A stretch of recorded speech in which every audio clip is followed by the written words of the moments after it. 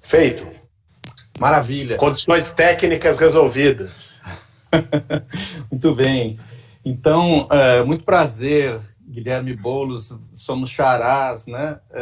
Muito prazer te encontrar aqui publicamente para essa conversa, nessa live, que é o Seminário de Cultura e Realidade Contemporânea da Escola da Cidade.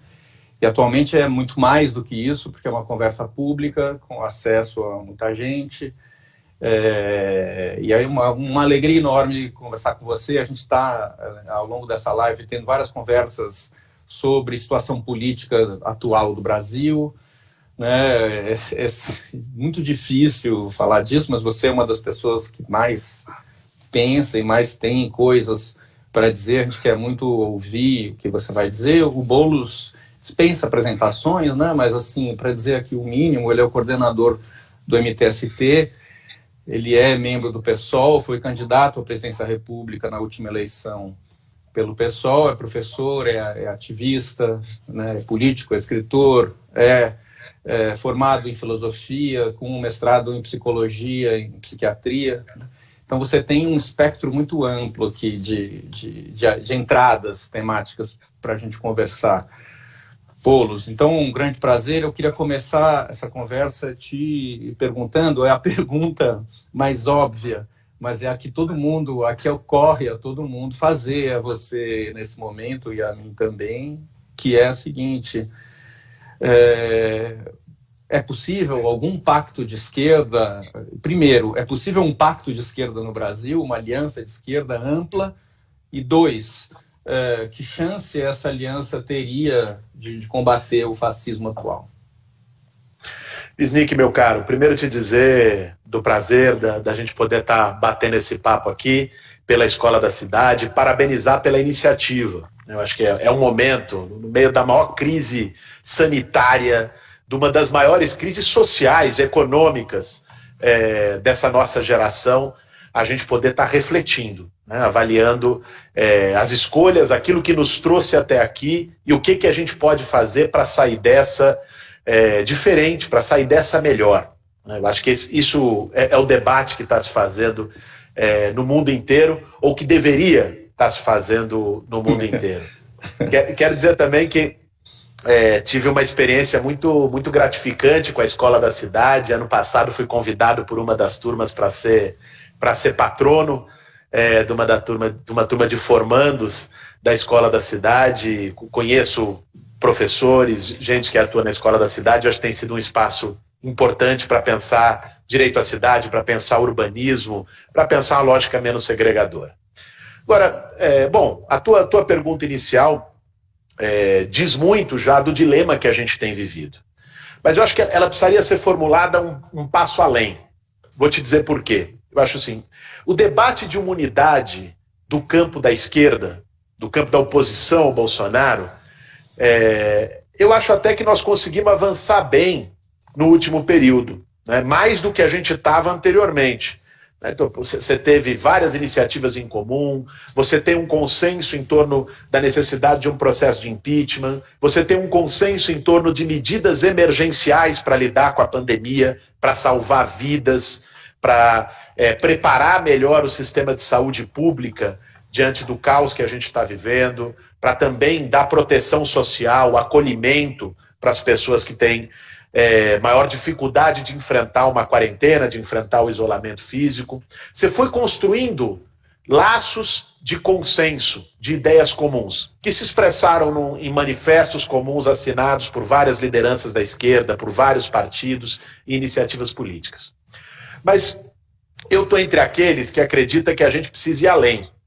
Eu acho que a unidade para derrotar Bolsonaro, ela precisa ser definida pelo nível de gravidade que o fenômeno bolsonarista representa historicamente. Eu não acho que o Bolsonaro é apenas um bravateiro. Eu não acho que o Bolsonaro é apenas o tiozão do Zap, que fica fazendo piada com preconceito, que apenas tirou do armário um sentimento retrógrado, atrasado na sociedade brasileira. Eu acho que ele é mais perigoso que isso. O Bolsonaro ele despertou a organização de um movimento de extrema-direita, e por que não dizer com todas as letras, de um movimento fascista no Brasil, que nós não tivemos nem durante os 21 anos de ditadura militar. Nem a ditadura militar organizou um movimento de massas fascista no Brasil. Quem fez isso há quase 100 anos atrás foi Plínio Salgado, no governo Getúlio, que com os integralistas criou ali um paralelo do fascismo no Brasil. E o Bolsonaro está organizando, através da guerra ideológica, através das técnicas digitais que eles aprenderam, importaram do Steve Bannon, da turma da Cambridge Analytica desde as eleições, e que, aliás, hoje teve uma ação extremamente importante. Talvez a gente não tenha ainda a dimensão da importância da ação da Polícia Federal hoje para iniciar, com 2 anos de atraso, é verdade, mas para iniciar a constranger essa verdadeira quadrilha digital das fake news de milicianos. Então, o Bolsonaro ele foi construindo um movimento de radicalização a partir dos piores sentimentos, dos valores mais odiosos, que coloca em risco o tecido social brasileiro, que coloca em risco conquistas democráticas de 30 anos, de 50 anos, que uma geração anterior à minha, anterior à sua, conquistou no nosso país. Então, se a gente de fato tem em conta o risco autoritário que o Bolsonaro representa, e aqui a gente não precisa divagar muito, não precisa abstrair, não precisa filosofar. Ele diz, com todas as letras, o Bolsonaro ele pode ser acusado de tudo, menos de ter praticado estelionato eleitoral. Ele, nas eleições, disse o que ele acreditava e o que ele queria. Ele, durante os 27 anos no parlamento, disse o que ele acreditava e o que ele queria. Elogiou tortura, elogiou torturador, elogiou ditadura, disse que se pudesse matava 30 mil, que o erro foi torturar e não matar. Então, não tem surpresa. Ele representa isso. Seria uma surpresa achar que, chegando ao governo, ele iria mudar da água para o vinho. Não. Ele é isso. É um risco autoritário, é um risco de ruptura e retrocesso institucional. Por isso eu acho que o desafio, para concluir e te devolver, é de construção também de uma frente antifascista, e para a qual a esquerda não se basta. Porque, infelizmente, eu gostaria muito que fosse diferente, a esquerda não tem força sozinha, isolada, para derrotar o bolsonarismo. Nem força parlamentar, nem força política, nem força social, sozinha para isso. Então precisa fazer composições e alianças. Agora, dentro dessas composições, tem um debate muito grande hoje na sociedade sobre frente ampla. O que é que seria isso?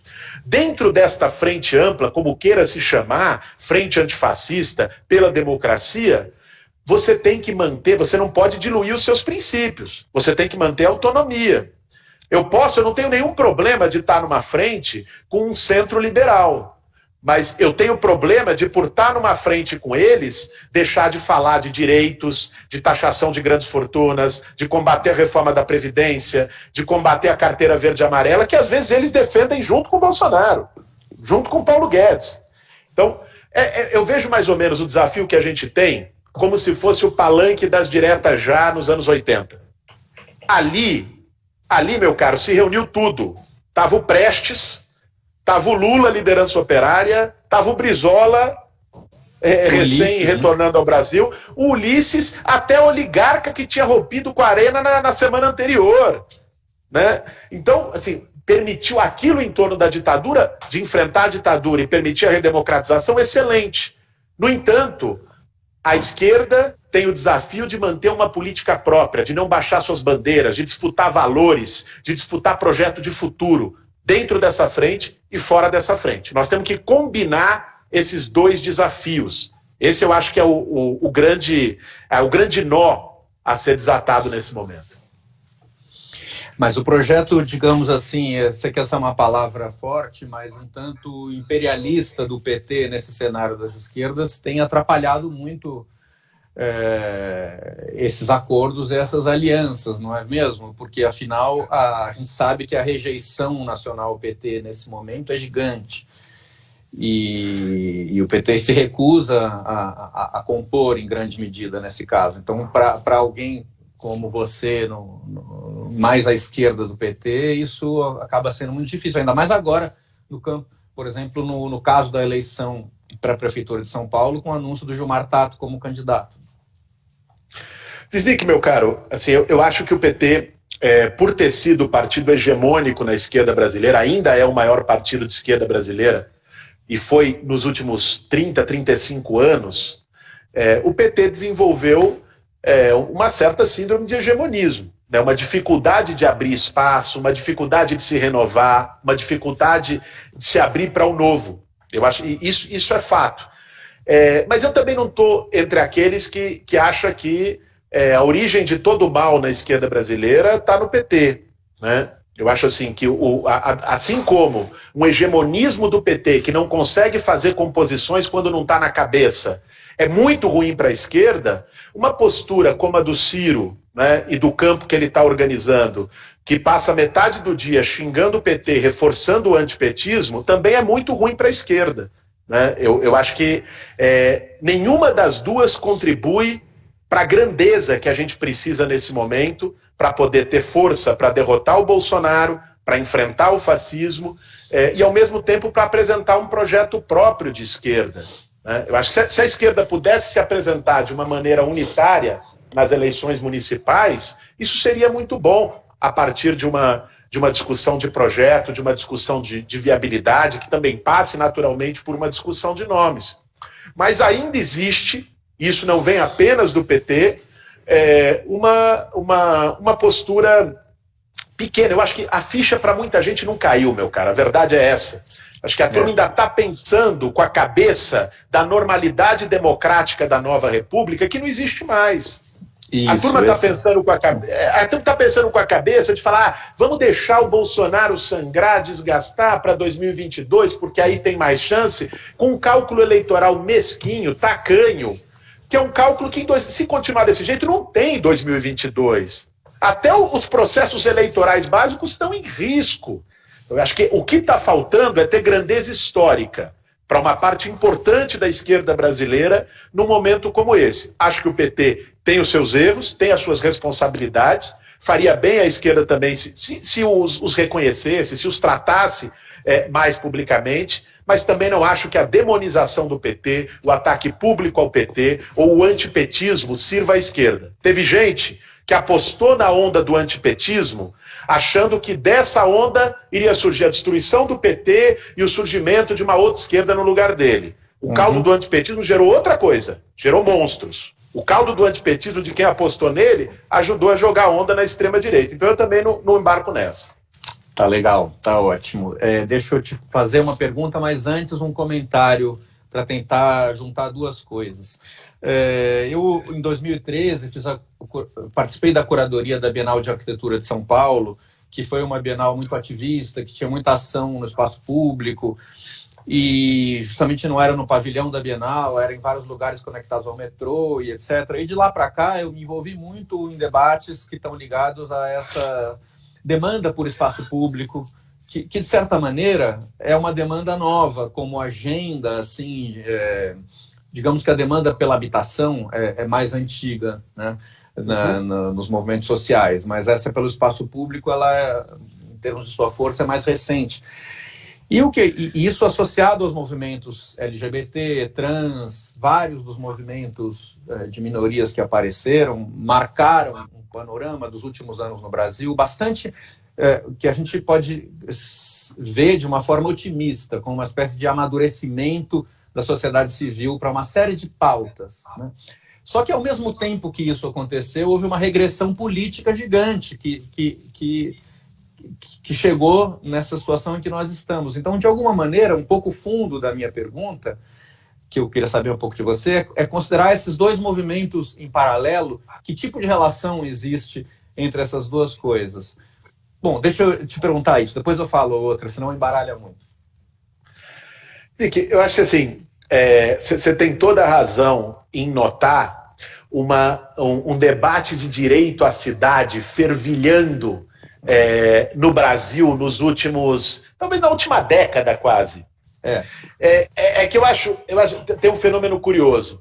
A crise urbana precedeu a crise econômica aqui no Brasil. Justamente porque a crise urbana ela foi potencializada pela bonança econômica.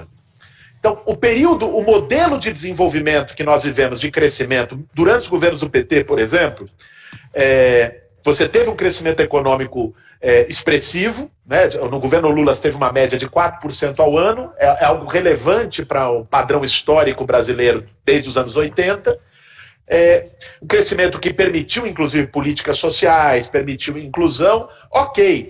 Só que, ao mesmo tempo, esse crescimento, ele teve efeitos colaterais no modelo de cidade, na questão urbana, que são gritantes. Então pega, parte desse crescimento foi alavancado pelo setor de construção, pelas empreiteiras, construção civil e construção pesada, PAC, Minha Casa Minha Vida, grandes programas. Qual foi o efeito desses programas nas metrópoles brasileiras? Toma São Paulo, né? Você teve uma onda de obra, muitas vezes com financiamento público, e não teve o necessário contraponto, que era ter investimento do Estado, era ter regulação do Estado, regulação do poder público. Então, essas obras geraram um boom imobiliário, um surto especulativo, que o valor do metro quadrado nas grandes cidades brasileiras, a começar por São Paulo e Rio, né, aumentou 200% em coisa de 5, 6 anos. O valor do aluguel aumentou 100%, 120% no mesmo período. E qual que é o efeito disso? Às vezes as pessoas têm uma visão ingênua de que a valorização da terra é bom, é sinônimo de crescimento. A valorização da terra é devastadora do ponto de vista da segregação e da desigualdade urbana, porque ela expulsa. Valorização nesse modelo de cidade, que é a cidade-negócio, que é a terra como ativo financeiro, significa expulsão. Porque o cara que estava... Claro, o cara que morava numa região de aluguel, por exemplo, pega Itaquera, que você teve grandes obras lá, até algumas por conta do processo da Copa e tal, obras viárias, o estádio. O cara que morava em Itaquera e pagava aluguel de 1.000, o aluguel subiu para 2.000 e esse cara foi expulso para Guaianazes, ele foi expulso para Ferraz, ele foi expulso para a cidade de Tiradentes, a vida dele piorou. Ele demora 1 hora a mais para ir e voltar do serviço. Os serviços públicos que já eram deficientes em Itaquera são piores ainda na periferia mais extrema. Então, essa crise urbana se expressou em problema de mobilidade, se expressou em problema de moradia. O MTST, o crescimento do MTST nesse período tem a ver com isso, né? Essa crise urbana se expressou também na piora da qualidade de vida. Então, a luta por direito à cidade, a luta por melhores condições de transporte, né, essa luta fervilhou no crescimento econômico. Por isso que ela antecedeu. Só que depois veio a crise econômica. E um dos processos que a crise econômica trouxe junto, com desesperança, com desilusão, né, inclusive, enfim, um fortalecimento da antipolítica, da rejeição à política no país, foi justamente o retrocesso à direita, o retrocesso fascista. Então você teve um processo estimulado pelas contradições urbanas, que foi o processo de novos movimentos surgindo, fervilhando, com autonomia, com poder local se fortalecendo, luta por direito à cidade, contra a privatização de praças, luta pelo espaço público, por uma cidade sustentável, coisas incríveis, muito bonitas, muito potentes que surgiram, mas elas foram logo secundarizadas ou até silenciadas por um processo político global, que foi a forma como a sociedade brasileira reagiu à crise econômica, à crise política, que deu no que nós estamos vendo aí, deu no bolsonarismo. Perfeito.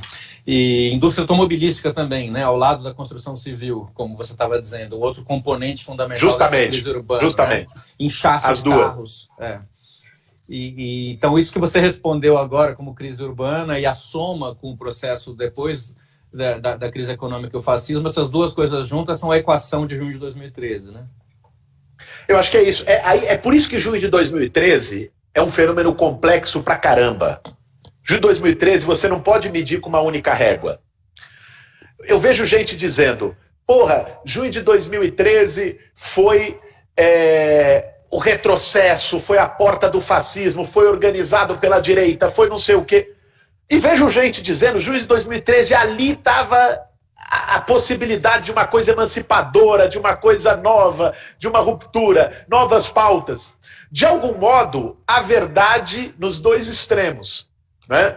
Junho de 2013 foi, sim, um movimento em torno da pauta do direito à cidade, legítima. O movimento Passe Livre não é de direita, não era de direita.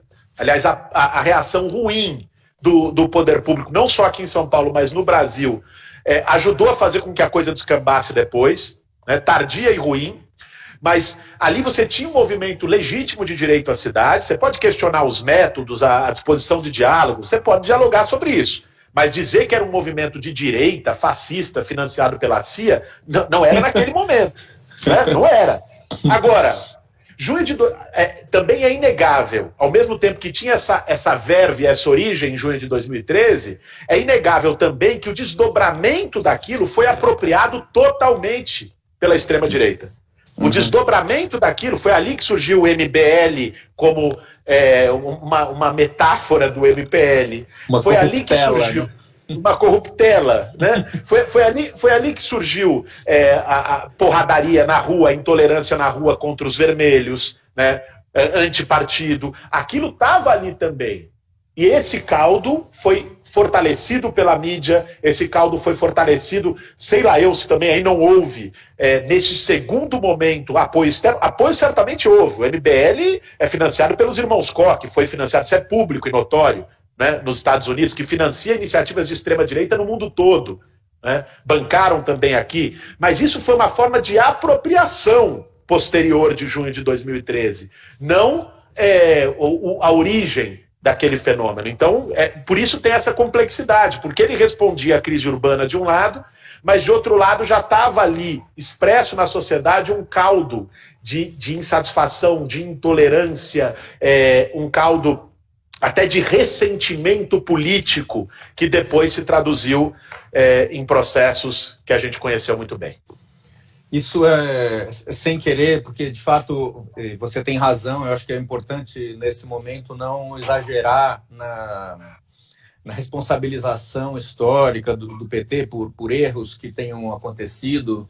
Nesse momento, estrategicamente, não é bom, mas de qualquer maneira, na linha do raciocínio que a gente está fazendo agora, essa crise urbana que floresceu no auge do crescimento econômico, no mínimo é uma pena que ela tenha acontecido desse modo dentro do governo de um partido que pautou reforma urbana, que guiou os movimentos sociais, que criou o Ministério da Cidade, né, e que apontou um horizonte que não seria esse, né? Com certeza, Wisnik. Eu acho que isso, talvez o maior emblema disso tenha sido o próprio programa Minha Casa Minha Vida.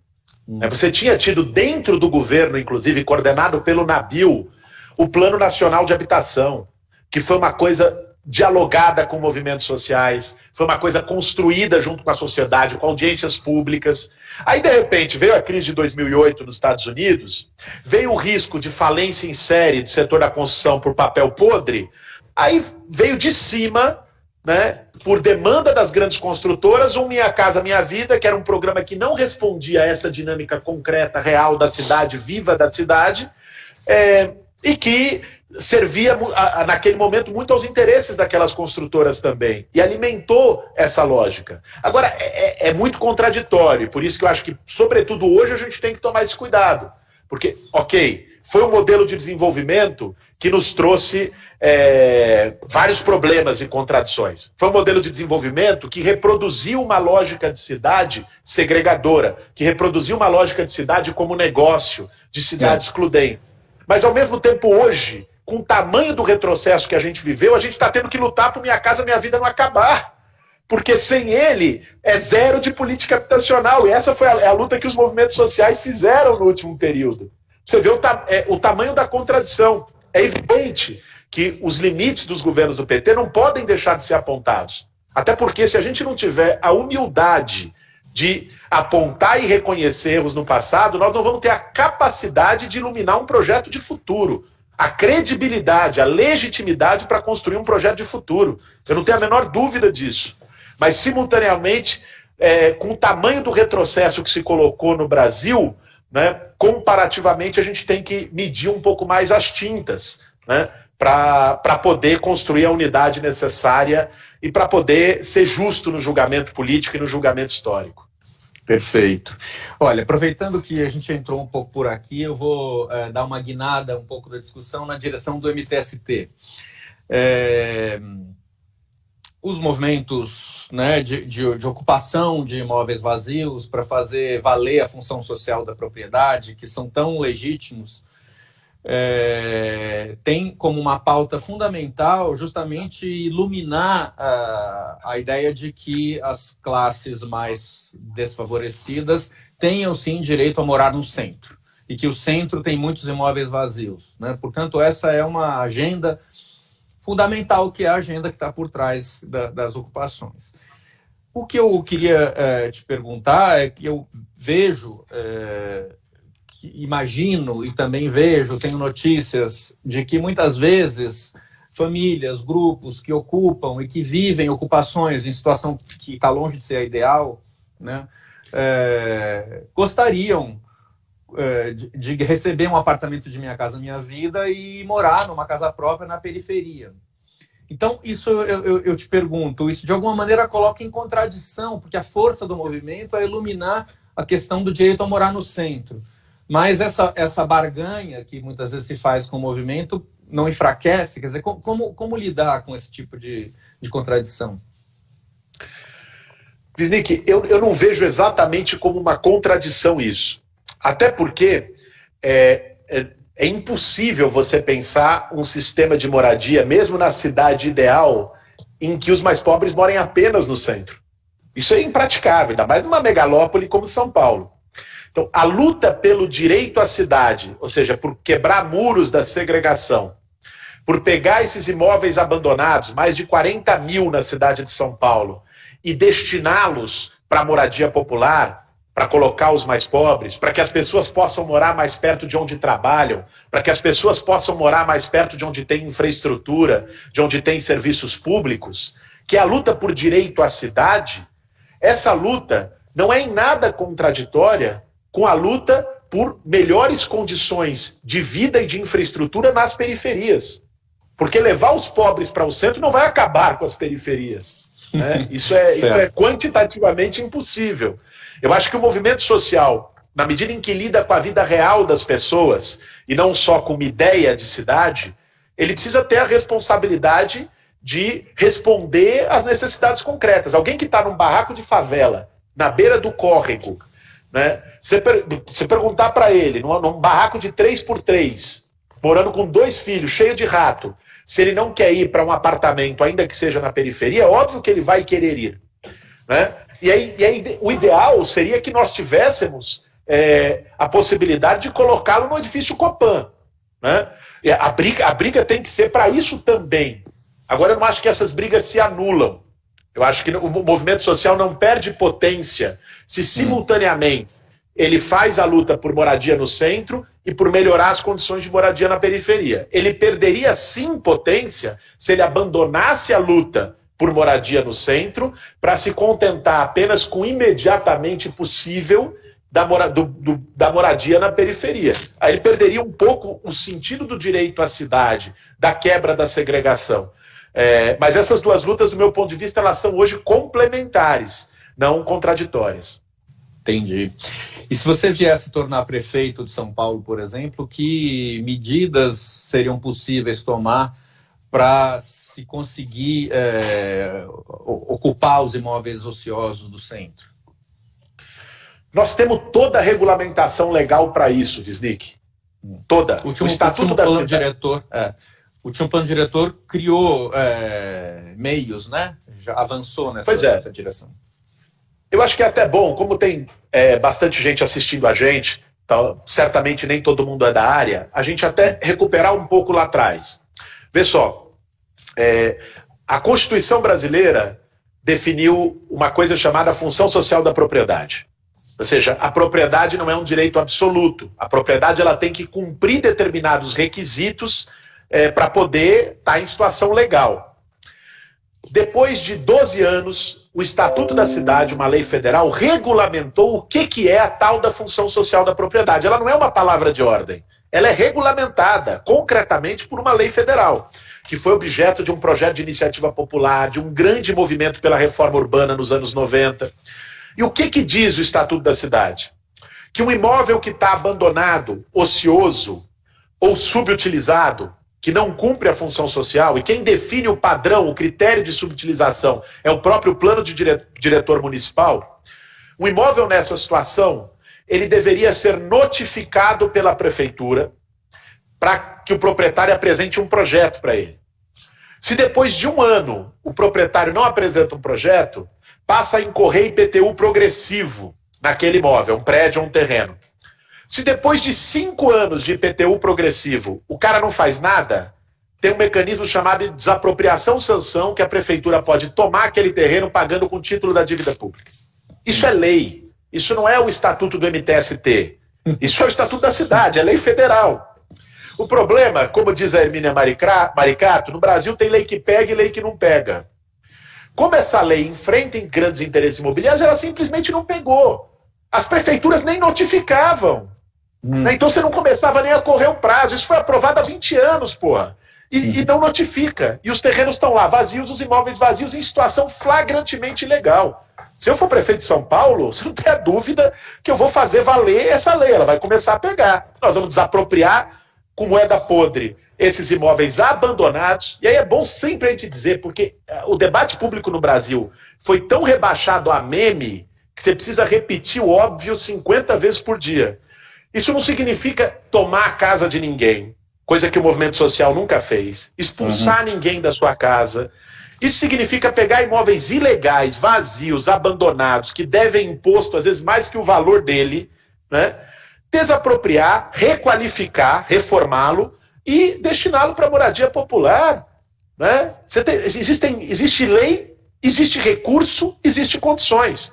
Não se faz, muitas vezes, porque existe um comprometimento desse setor imobiliário, do complexo imobiliário financeiro, como diz a Raquel Ronick, com muitos políticos de plantão, com muitos gestores de plantão, né? Às vezes até por lógica de financiamento de campanha eleitoral por esses mesmos setores.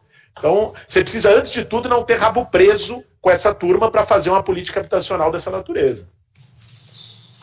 E a gente estava conversando antes da live ontem, rapidamente sobre isso, mas a sua ação pelo MTST, ou melhor, a ação do MTST como movimento, está muito ligada à rua, né, ao atendimento presencial com as pessoas que têm a necessidade desse atendimento. Então, eu queria te perguntar como é que está acontecendo agora, em tempos de pandemia, populações em situação de rua e o movimento, quais são as políticas atuais?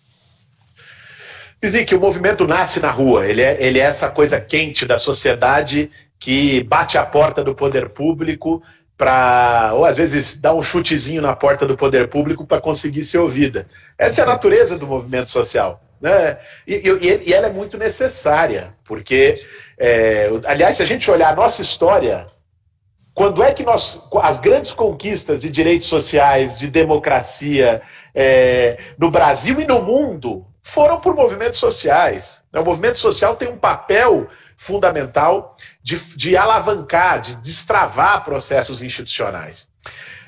Agora, nesse momento de pandemia, nós temos uma prioridade. Além, óbvio, de não poder estar fazendo grandes mobilizações de rua por razões de saúde pública, porque a gente não é inconsequente como quem ocupa hoje o Planalto, nós temos uma outra questão, que é, assim, as pessoas estão com fome.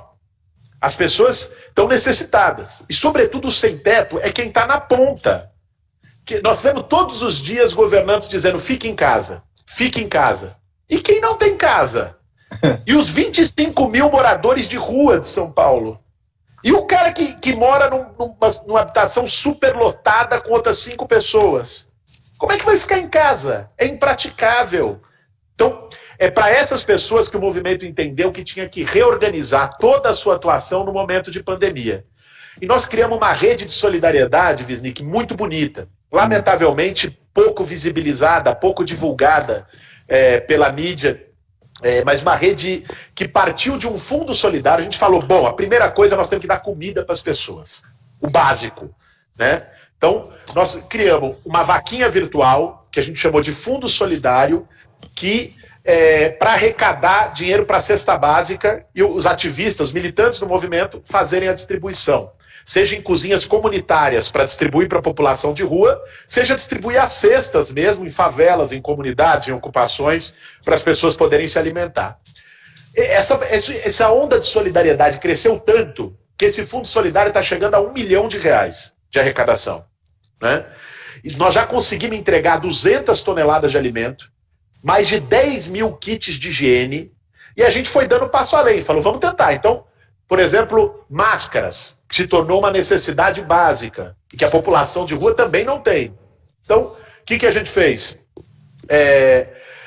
Organizou, dentro da própria base do movimento, tinham dezenas de costureiras que estavam desempregadas.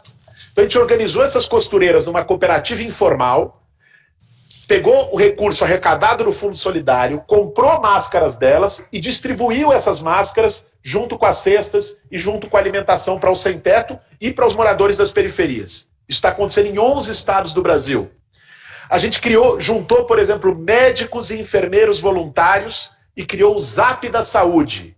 O que é o Zap da Saúde? É um número que a gente distribuiu para as pessoas, fez propaganda, falou, esse é o número, tá com dúvida? Porque sabe o que está acontecendo aqui na periferia, Wisnik? Está acontecendo o seguinte, tem relato de gente que está morrendo em casa, porque o cara não sabe se é corona ou não, e ele acha que se for para o hospital vai pegar corona. Então, ele leva até o limite, às vezes tem uma parada respiratória em casa e morre em casa. Então, o que é o Zap da Saúde? São médicos 24 horas, voluntários, fazendo o seguinte, dizendo, ó, o cara está com sintoma, manda para o Zap da Saúde. O médico vai dizer, o que é isso? Você está com febre? Você está com não sei o quê? Está com falta de ar? Você tem que ir para um pronto-socorro, você tem que ir para um hospital. Ou não, esse sintoma não é de corona, esse sintoma pode ser qualquer outra coisa. Então, você não precisa ir para o hospital. Você tem médicos dando orientação em relação a isso. Né? Psicólogos, profissionais da área psi, que também voluntários, estão fazendo atendimento remoto por vídeo para pessoas que estão com sofrimentos subjetivos, com dificuldades de passar por esse período, de enfrentar esse período, ou seja, nós criamos uma baita de uma rede muito legal, muito bonita de solidariedade em 11 estados do Brasil, que a militância, nós estamos com 250 militantes todo dia na rua, claro que com equipamento de proteção, com todos os cuidados, mas fazendo entrega de cesta, levando orientação, fazendo entrega de máscara, fazendo entrega de kit de higiene. Tá uma coisa extraordinária a onda solidária e ao mesmo tempo de organização, com cozinha comunitária que a gente construiu nesse momento. Dá orgulho de ver. Puxa, que maravilha. Pelo menos uma boa notícia, né? Num momento tão duro. Essa é muito linda. Deixa eu voltar aqui para uma questão do alinhamento possível de uma frente progressista. Eu volto a te perguntar sobre uma questão que é a seguinte. Acho que a formação do PSOL como um partido à esquerda do PT, digamos, fazendo a crítica, né, fazendo seriamente a crítica daquilo que o PT não tinha cumprido, de certa forma, como realidade diante das promessas iniciais que haviam na formação do partido. Então, o sentido, eu vejo assim, né, eu vejo, em grande medida, o sentido histórico do PSOL até hoje como tendo razão diante de um cenário que era uma nova república, com um avanço democrático, com uma série de conquistas não suficientes, e etc. E o próprio, não só o sentido, mas a própria o espaço político que o PSOL foi ganhando, digamos, eram daqueles que estavam um pouco não mais se identificando com aquilo que tinha virado o PT. Hoje, no entanto, com essa transformação dramática do cenário, né, essa guinada tão grande à direita, de que maneira fica o PSOL? Porque, de alguma forma, parece difícil situar esse lugar, né, desse partido numa situação tão outra, onde talvez o que a gente possa imaginar como ideal numa próxima eleição é conseguir ter um presidente como Luciano Huck, por exemplo, como sendo bom, né? Eu espero que a gente não chegue a isso. Espero que os nossos ideais não decaiam tanto. Eu também. Mas, de qualquer maneira, para sintetizar, né, me parece que o PSOL estava sempre modulando um pouco à esquerda uma política democrática que a gente entendia como natural dentro de um processo. Na hora que isso revirou, né, como é que o próprio PSOL se coloca, se reorienta?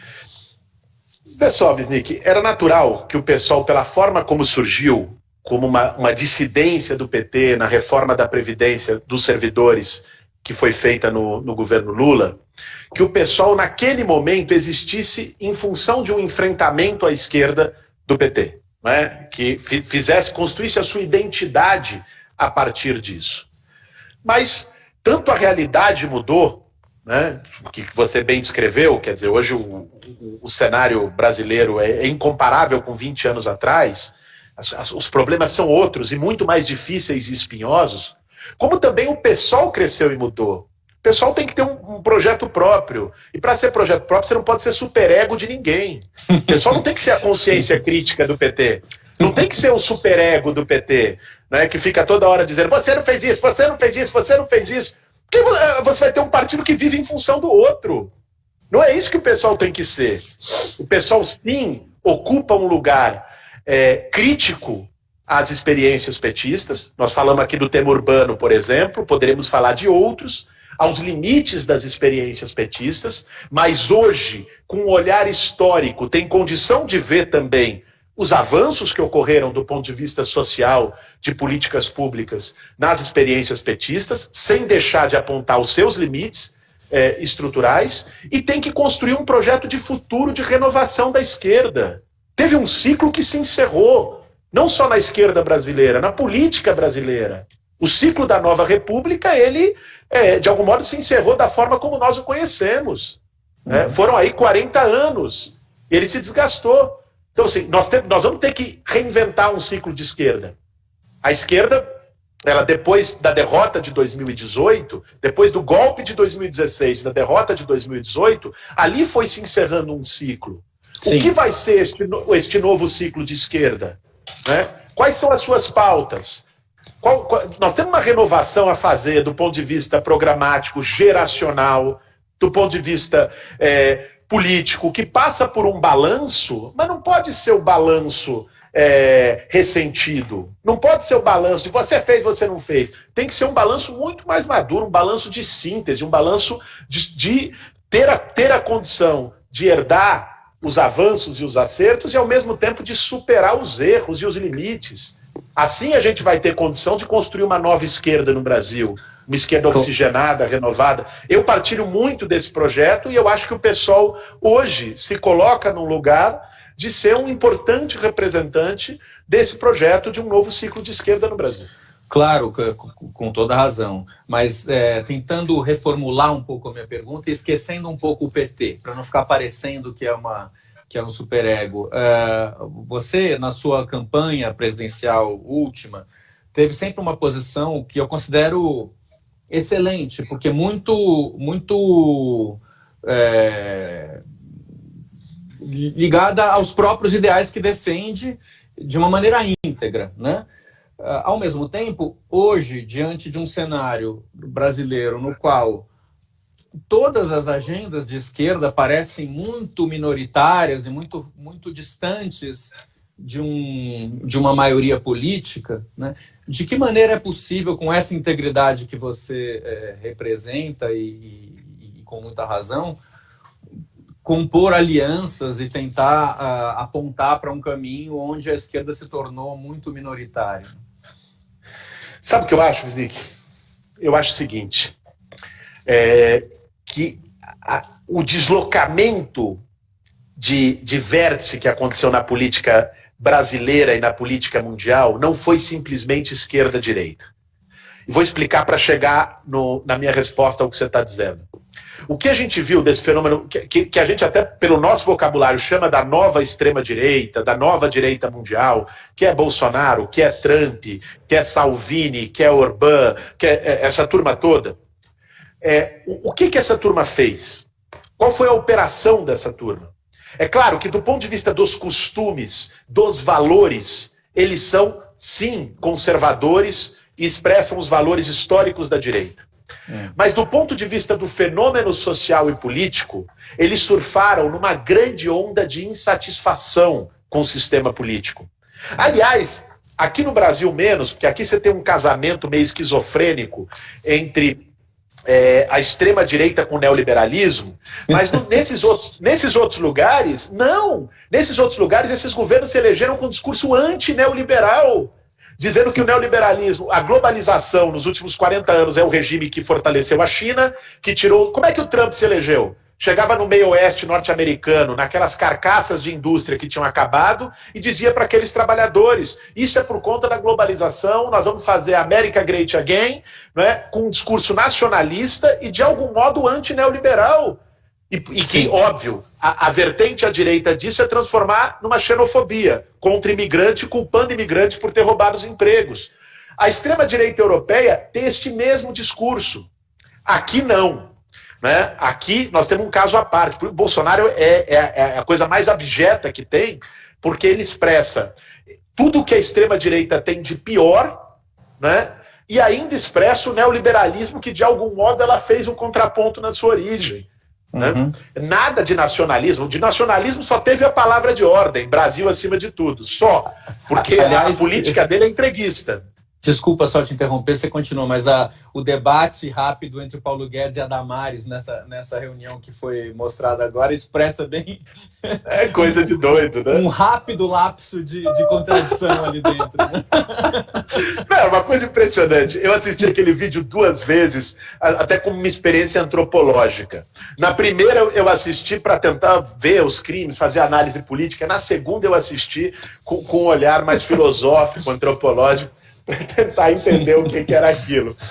Mas enfim, isso para te dizer o seguinte, eu acho que eles surfaram e se apropriaram de um caldo que não necessariamente é de direita. Vou te dar um exemplo que eu gosto de citar muito nesses debates. Eu estava na véspera da eleição, 2018, do primeiro turno. Foi um dia depois do debate da Globo. Eu estava chegando aqui na minha casa, aí parei num semáforo, estava no banco do passageiro, parou um cara do lado, me reconheceu, falou, pô, você é o Boulos, que legal, eu gostei do que você falou no debate, você meteu o dedo pra ser os caras. Ó, cara, se eu não fosse votar no Bolsonaro, eu votava em você. Esse foi o discurso do cara. Mas, repara só, era um jovem de periferia, não é um fascista, não é ideológico de extrema-direita.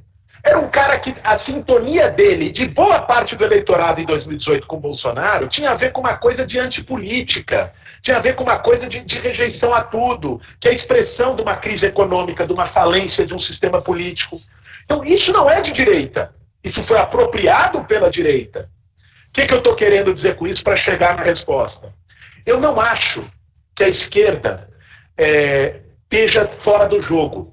É evidente que hoje, no dia a dia, na política brasileira, a esquerda não tem o papel central que teve em outros períodos. Mas eu acho sim que as bandeiras de esquerda são potentes para disputar valores na sociedade, valores que a gente deixou de disputar, que a gente perdeu de WO. O tipo de disputa ideológica que o Bolsonaro e o bolsonarismo fazem, um dos grandes erros do governo do PT foi não ter feito quando esteve no governo. Não estou falando do ponto de vista da polarização, da fake news, do encarecimento, não é disso que eu estou falando. Mas é no sentido que o Mujica falou. Mujica falou, falando do ciclo progressista na América Latina. Nós formamos consumidores e não formamos cidadãos. Ou seja, você não teve um debate de valores que problematizou o individualismo, que problematizou o cada um por si, que problematizou o consumismo. Não teve, né? Ao contrário, teve um reforço dessa lógica meritocrática, né? Então, eu acho que a esquerda, sim, e agora na pandemia, está colocada uma encruzilhada. Está colocada uma encruzilhada, como todas as grandes crises colocam. Eu não sei se você assistiu um vídeo que a Naomi Klein fez, da doutrina do choque, que ela tem aquele livro da doutrina do choque. A leitura dela é que as grandes crises foram utilizadas sempre pelo grande poderio econômico para promover um choque. Ela cita o 11 de setembro, como a oligarquia norte-americana e os poderes mais atrasados dos Estados Unidos utilizaram o 11 de setembro para retrocessos, na esteira de um choque. Ela diz, olha, a pandemia agora gera uma coisa mais contraditória. Porque se de um lado ela abre espaço para os projetos autoritários brilharem o olho, irem mais saltitante, porque ela gera um caos social, que é o que o Orbán fez na Hungria, por exemplo, usando o pretexto da pandemia para governar por decreto. Por outro lado, ela gerou uma puta de uma onda solidária, que, assim, sem precedente. Por outro lado, ela colocou o tema do SUS e dos sistemas de saúde públicos na ordem do dia. Por outro lado, ela recolocou o papel do Estado e do investimento público, que são temas dos valores de esquerda, das propostas de esquerda. Eu acho que o jogo está aberto, sim, e a esquerda precisa disputar valores sem medo, sem baixar bandeira. Eu acho que o medo fez a gente perder por WO muitas vezes. Maravilha, essa sua resposta é sensacional e ela teria sido genial para ser a última e a gente encerrar assim em clima alto astral, né? Mas ainda temos 5 minutos. Vamos conversar. Vamos lá. Mas a gente conserva essa sua resposta agora no espírito. Faltam 5 minutos, então eu vou te fazer, acho que talvez uma última pergunta. São duas juntas. A gente está vendo, está muito claro hoje para todo mundo o quanto boa parte desse monstro que apareceu para nós e, de certa forma, de surpresa, na verdade, ele está muito ligado ao fato de que nós, no Brasil, não fizemos a revisão da ditadura militar que deveria ter sido feita, né? Até o fim, muito longe disso, aliás, né? Bom, mas aí a gente pensa, claro que não fizemos, porque afinal as forças conservadoras do país não deixariam e não deixaram mesmo. Muito bem, mas a Argentina fez, o Chile fez, ou pelo menos fizeram mais do que nós, e tiveram ditaduras sanguinárias, né? O Uruguai fez. E então a gente fica se perguntando se lá que existem as mesmas forças conservadoras, são diferentes, mas são parecidas, né? Foi possível fazer, por que nós não fizemos? Essa é uma questão. A outra, aborto, com sociedade conservadora, moralismo, muito bem, dificílimo conseguir avançar nesses quesitos aqui, mas o México, por exemplo, que é um país altamente católico, tem o aborto legalizado. Então também, mais uma vez, a gente fica se perguntando que raios o Brasil consegue ser tão mais conservador ainda do que esses outros países. Pessoal, são duas perguntas excelentes. Eu vou tentar ser o mais sintético para a gente conseguir, antes que o Instagram nos derrube, nos boicote, aqui no nosso bate-papo. Pessoal, Vizic, eu acho que você colocou muito bem. Cara, a covardia histórica tem preço. O Freud dizia que quando tem um recalque, fica dentro da gente um determinado conteúdo, a ideia recalcada, como se fosse um passado que não passa.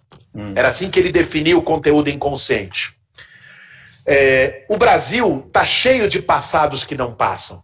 O passado que não passam de uma abolição da escravidão nunca completada e que nos legou o racismo estrutural. O passado que não passa de uma democratização nunca completada e que nos legou uma tolerância, uma permissividade em relação à tortura, em relação ao autoritarismo que os nossos vizinhos não têm. E quando o passado não passa, ele continua assombrando o presente e vira uma trava para o futuro. Nós temos que acertar contas com o passado. Não tem como você superar o passado sem acertar contas com ele. E a transição democrática brasileira não acertou essas contas. E é por isso que nós estamos revivendo essa história hoje numa espécie de um déjà vu, o que seria o sintoma freudiano, o retorno do recalcado. Né? É isso que nós estamos vivendo hoje, o retorno do recalcado social, né? de uma coisa que ficou ali. Então, é evidente que nós vamos ter que lidar com isso, se ver com isso. É evidente que era possível. Se foi possível botar com Pinochet, que foi a ditadura mais sanguinária, botar um monte de general na cadeia naquele momento, torturador, na Argentina, no Uruguai, em todos os nossos vizinhos, por que aqui não seria? Era possível. Se optou mais uma vez, como na abolição, como em tantos outros momentos, se optou por uma transição por cima, por uma transição consensuada, inibindo e segurando as forças mais populares, as forças sociais, que vem de baixo. Isso precisa ser superado de uma vez por todas na história brasileira. E termino com a questão que você mencionou. Nós temos, óbvio, que uma sinuca de bico, porque a esquerda foi estigmatizada pelo bolsonarismo, e foi aí que ele construiu a sua aliança com a moral neopentecostal, como a esquerda dos abortistas, de quem gosta de droga, de quem gosta de pansexualismo, do que quer que seja. Foi assim que foi estigmatizado. Eu não acho que a melhor forma de lidar com isso é silenciar a respeito dessas bandeiras. Mas eu acho que é ser pedagógico a respeito dessas bandeiras. Por exemplo, se você chegar e dizer na televisão, eu sou a favor do aborto, né, tem que ter aborto, você não vai conseguir dialogar com as pessoas. Mas se você chegar e perguntar, mesmo para uma senhora evangélica na periferia, se a filha dela ou a vizinha dela que fez aborto tem que ser morta ou tem que ser presa, ela vai te responder que não. Então, tem formas de você dialogar sobre a mesma situação, dialogando com as resistências, com as crenças, com a fé na sociedade, com a religiosidade, que são temas da nossa sociedade que não podem também ser ignorados, desconsiderados. Né? A esquerda tem que se exercitar nesse sentido a ser uma esquerda mais popular, uma esquerda que dialogue com a maneira como o povo pensa, e não só uma esquerda que fique dizendo para si mesmo os seus valores e crie com isso uma barreira em relação ao povo. É isso que a lição é retomar o trabalho de base, a lição é retomar o pé no barro na periferia. É esse tipo de esquerda que eu acredito que pode ser renovadora, sem abrir mão dos princípios. Maravilha. Muito obrigado, eu te felicito muito pela sua lucidez e contundência, e vamos lá, é uma esquerda viva que não está fora do jogo, e maravilha, esse é o recado final, né, com toda essa conversa. Muito obrigado também, em nome da cidade. E nos vemos. Um abraço. Valeu, meu irmão. Obrigado mesmo. Obrigado pelo espaço da Escola da Cidade. Abração para todos. Abração. Tchau.